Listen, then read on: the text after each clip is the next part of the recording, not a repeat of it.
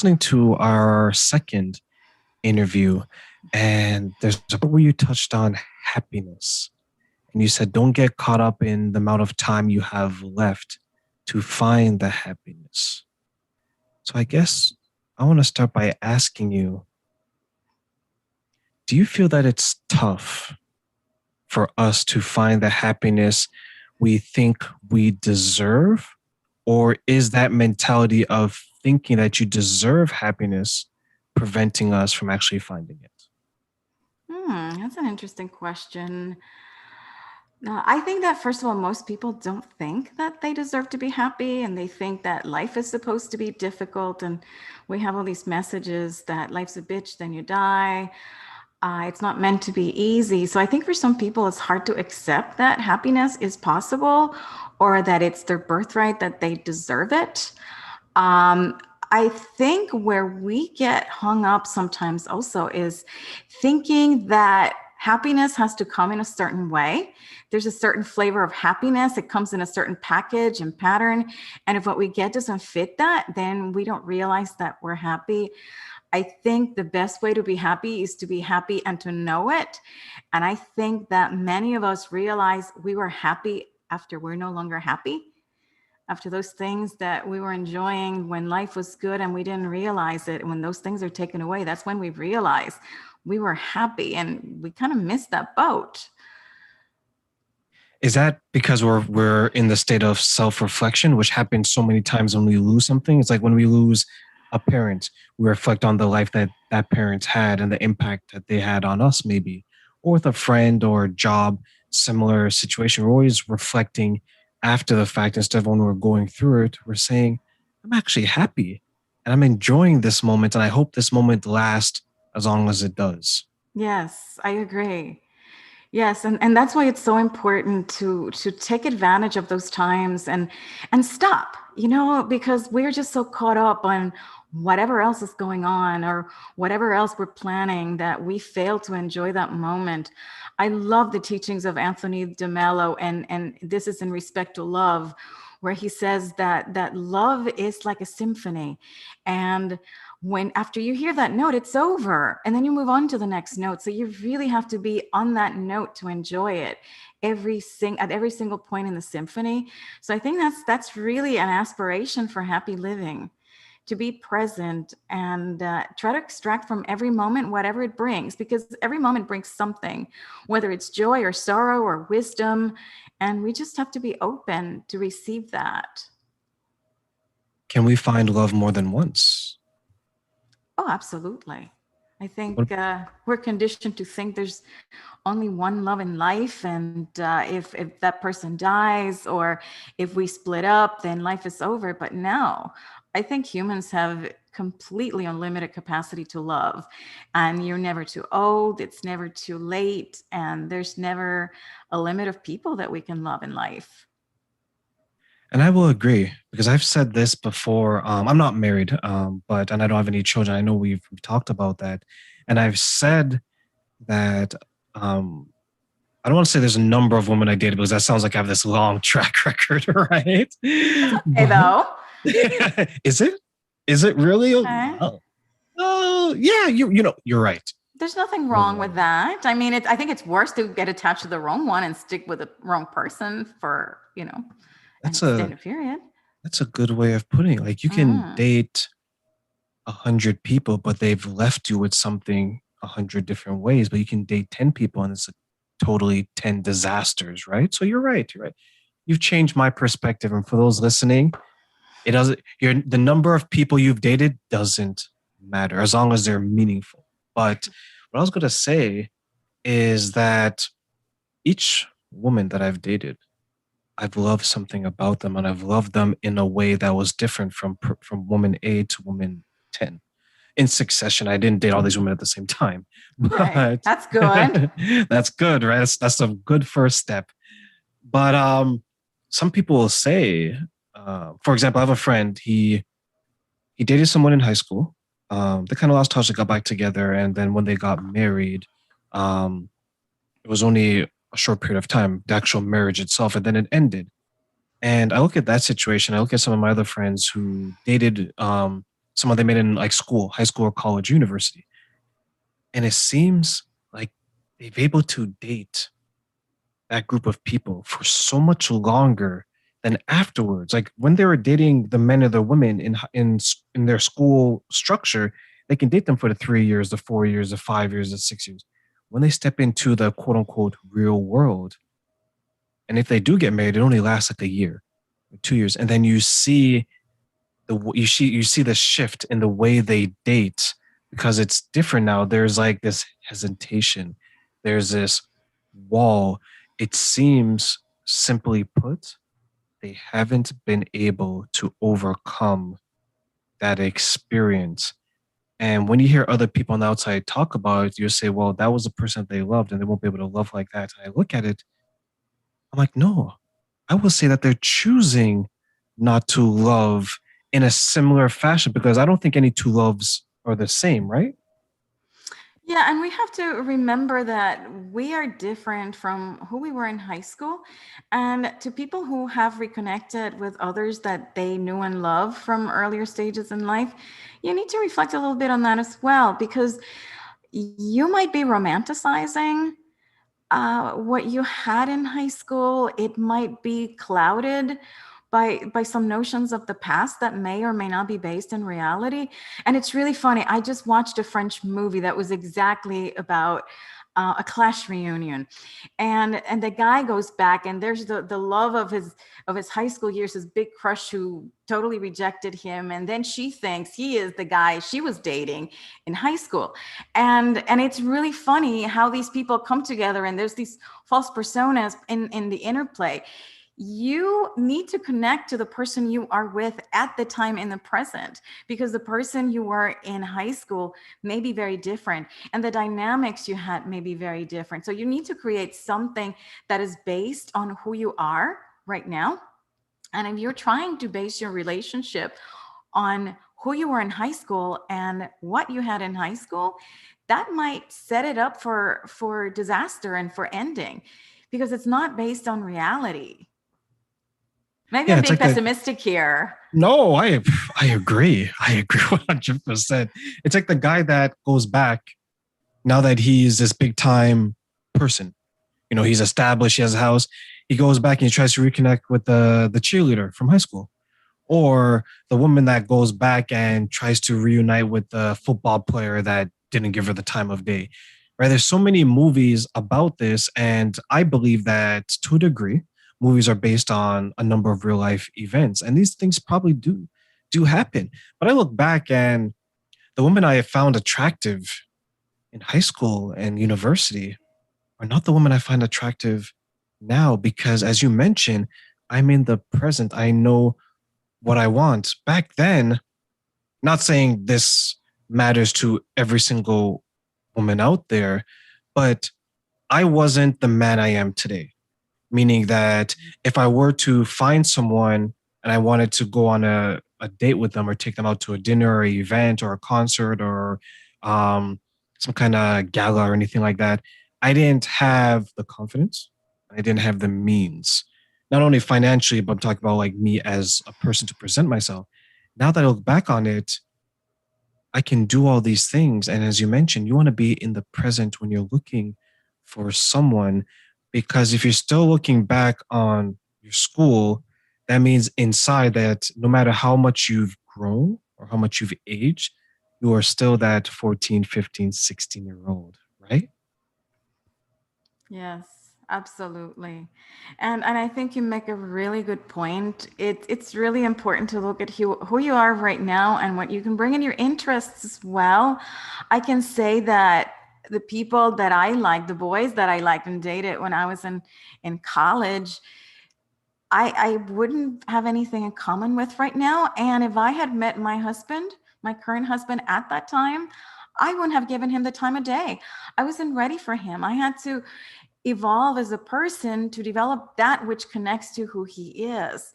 And I think that's what we need to look at, who the person is now and what do we have in common at what levels We can't connect because we are evolving constantly. And one thing that is also really key is, even if you get together later in life, when you're more mature, you still have to be willing to grow together and to allow each other to grow in perhaps separate directions, and accepting that the other person has the freedom to be self-expressed and be who they want, and pursue things that make them happy, and that we're not meant to be joined at the hip 24/7. You mentioned readiness. Do you feel that we're pushed into the state of readiness, or do you feel that it's more of like a self discovery? I think a little bit of both. It's different for everyone, but I think we're pushed. I think, and I hear it a lot, especially when I talk to younger people, that they feel this pressure, and especially with social media, we have this idea, this vision, this fear of missing out, that this is the way you're supposed to live your life, and you're supposed to have this hot relationship, and you're supposed to be going on these trips and whatever else, whatever people are doing in your circles. And you have that expectation that that's what you're supposed to be doing with your life, when in reality, it should be self-directed. It should be self-discovery, as you say, and then try to find someone who fits in that mold for that life that you're creating for yourself. And I will second that. I feel that the presentation that's given to us is at times unrealistic. You have that joke about people make like the Disney fantasy, right? Where, you wake up and this person is just gushing over you. And as you adequately put, the both of you are connected at the hip. Where you go, it's to the point where when you go to the washroom, they go to the washroom, right? And I think, as at least in my experience, and I'll use comment on this since you're married. I feel that as you get older and as you get more experience, it's more about the duty to each other and to yourself in the long term relationship, more so than the fantasy or the dream that we had as a child, where it's 2.5 kids, a white picket fence, a dog named Sparky. It's more so that this is what Sonia is going to bring. This is what Sonia's husband can bring to her. This is what Sonia can bring to her husband. And together, they're going to build this beautiful and this loving and everlasting relationship. Is that something you would agree with? I agree 100%. I think, especially as we get older, our priorities are different. We are no longer interested in chasing after the trappings. So we can concentrate more on companionship, and actually connecting at a deeper level, because we don't have as many distractions as we get older as we did when we were younger. The kids are grown up, they're out of the house, so it's the two of you, and you need to make that connection based on who you are, heart to heart, because you no longer have the same soccer games to go to, and Joey's parents, and things like that. It's about you. And I think that's the beauty of older relationships. And I think we're seeing some of that, and I think it's phenomenal during COVID. And I collect these stories and I share them on my social media, because you see people who have known each other in the past, and then they reconnect, but they are mature people who are interested in being together, and that's really the glue at this time in life. And for young people, I say that, you know what, you got the shortcut, you got the formula, you got it handed to you. Don't wait till you're 90. you know Take that wisdom and run with it. Is that what you want to do? Is it like you want to bestow all your wisdom that you've gathered from your experiences onto the younger generation to make sure, as you adequately put, that they don't fall into certain trappings of this view of what it should be versus what it actually needs to be? Yeah, I would like people to learn without having to go through the terrible experiences necessarily. I think adversity is the best teacher, but if you can get it right without having to go through all that suffering, more power to you. How is how do you, knowing what you know now, how do you avoid those things coming back up in your current relationship or in your current life where you are now? I think the key is awareness. You have to catch yourself when you are falling into traps. I think naturally we have a tendency of reverting to old patterns when things don't go well, when things go wrong. And we just need to step back and say, whoa, whoa, whoa, whoa, I'm going down the wrong path. I've been down this path before. I'm not going down again. I can choose. I have the wisdom to realize what I'm doing, and I can choose a different response.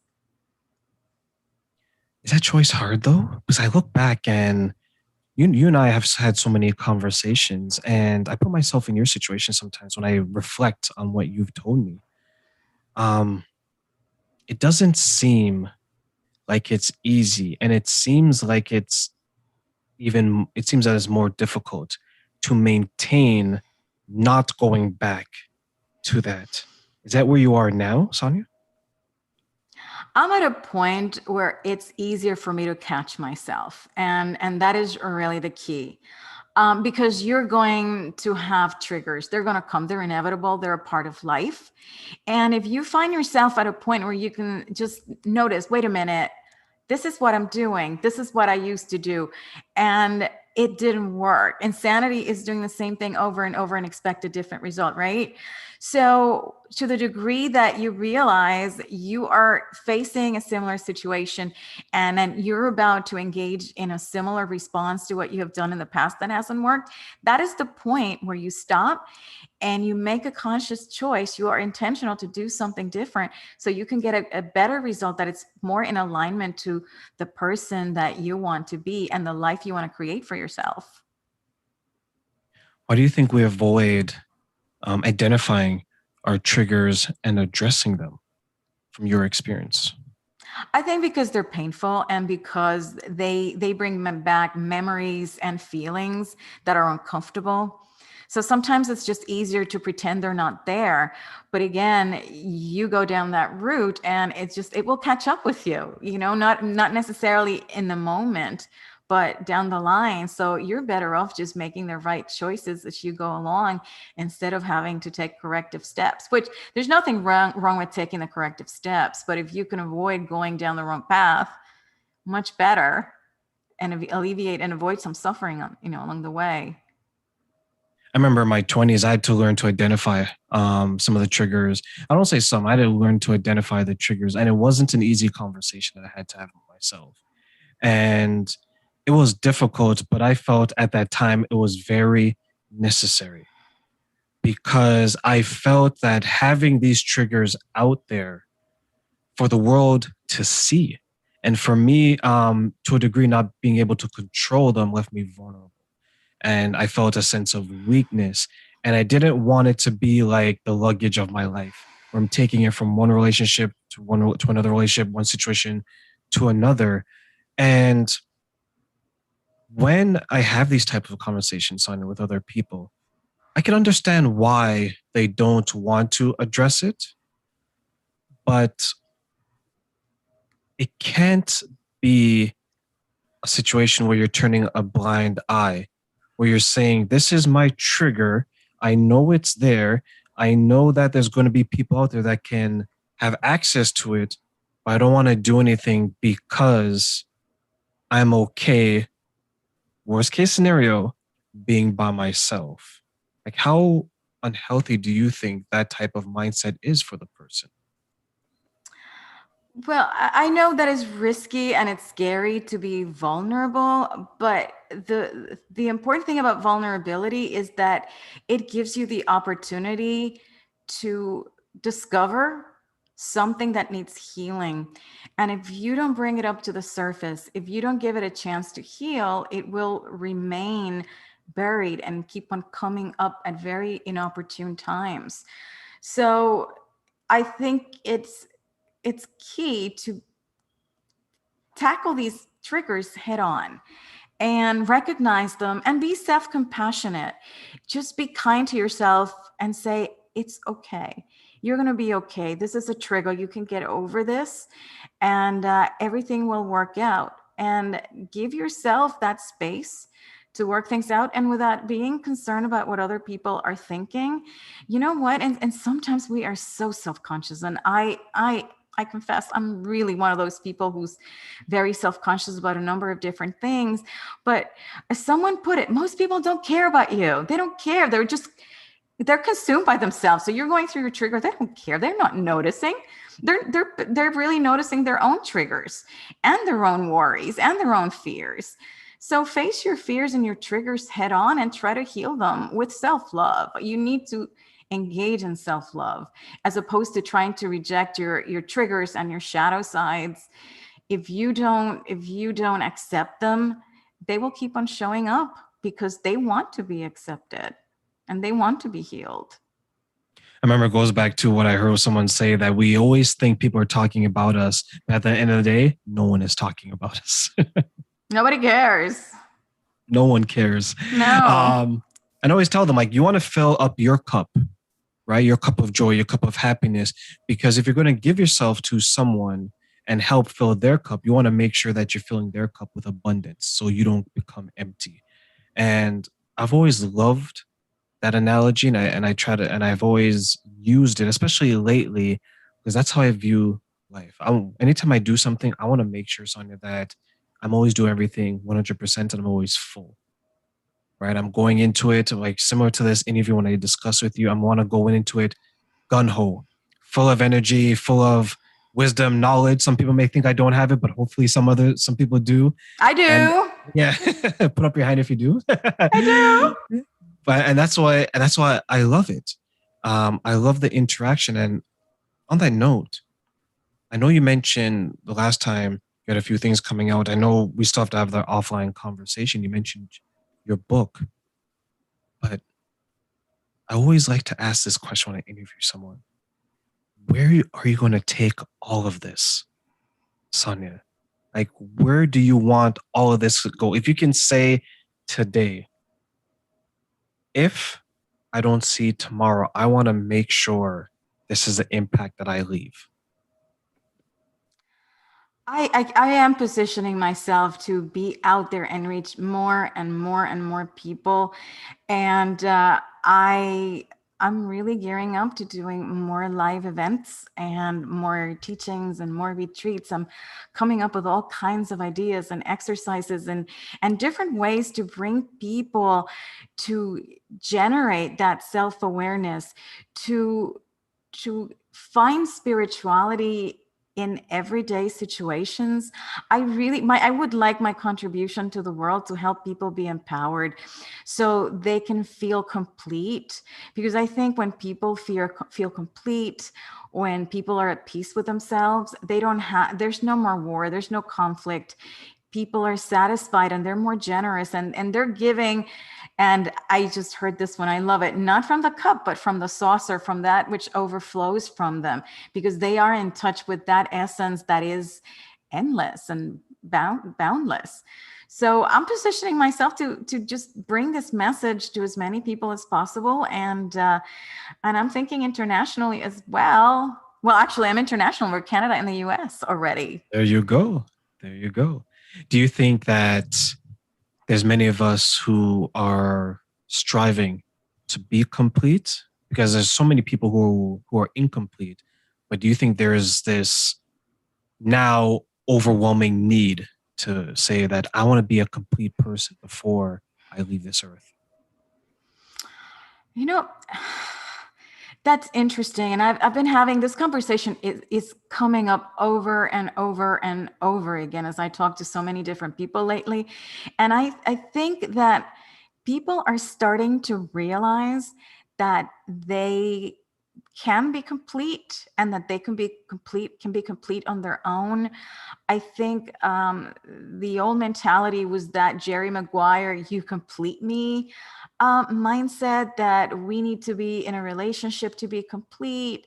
We need to be part of a couple, or we're defined by our community and who our parents are, who our spouses are. And I think people are starting to realize that they are complete in their own right, or that they have the right to be complete as themselves, and show up as themselves in life. And I think that's a very positive change, because people are just alerted to the fact that maybe we have been going down the wrong path there, and that we can choose something different, and become self-expressed and complete. And then we have more to give to the world and our partners and our families.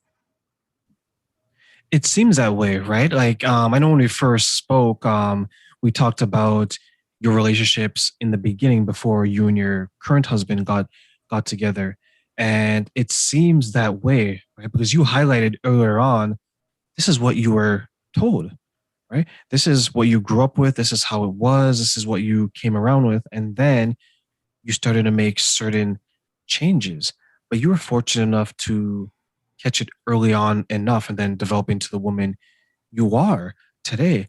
Um, what about the people that are older who discover it then? Let's say their 50s, their 60s, right? Like my heart at times goes out to them because they're trying to navigate in a world that was different today, dating wise, than it was back then, right? Yeah, but the way I look at it is that it's an inside job. And when it comes to an inside job, it doesn't matter where you are, who's with you, as long as what's going on, your inner process is on the right track. It is never too late. It doesn't matter how old you are. I find it really funny that I don't know if you're familiar with Father Richard Rohr. He's a Catholic priest, and he's one of the most miraculous teachers of the 21st century. And one of his books talks about the first and the second half of life. And the way he talks about it is in terms of maturity. It's an inner knowing, not necessarily. He says how some people are young and they're already in their second half of life. And there's some people who are old and they never get to the second half of life because they remain spiritually and emotionally immature. So for people who are older, I don't think it's ever too late. And regardless of the changing conditions in the world, you can still do your inner work and express yourself and develop yourself and evolve to your highest potential at any age. That's why I love talking to you. The way you put it into words, it sounds so beautiful. It makes me want to be a part of that journey, right? Where there's so much hope and there's so much focus and determination. As long as you're willing to put in the effort and the work, you can achieve whatever life has to offer for you. That's right. And there's really no age limits. And I really like to look at people in history and people who were late bloomers. I'm a fan of Teresa of Avila. She was one of the greatest mystics in history. And she started her mystical journey when she was in her 40s. And Cervantes wrote Don Quixote when he was in his 60s. He started late in life. And we have a president who's 78 years old. And we had RBG, who was in her 90s, still in the Supreme Court. So we are having some phenomenal role models as to what aging with grace is. And instead of focusing on arthritis pain or whatever your ailment du jour might be, shift that focus and remember what the possibility of you can create it at any age, and look for those role models. I just love, and I'm always on the lookout for, the old grannies, the pasta grannies on YouTube who still make their pasta from scratch at the age of 100. These are the people I want to be like. I want to be the old lady the young people want to be around.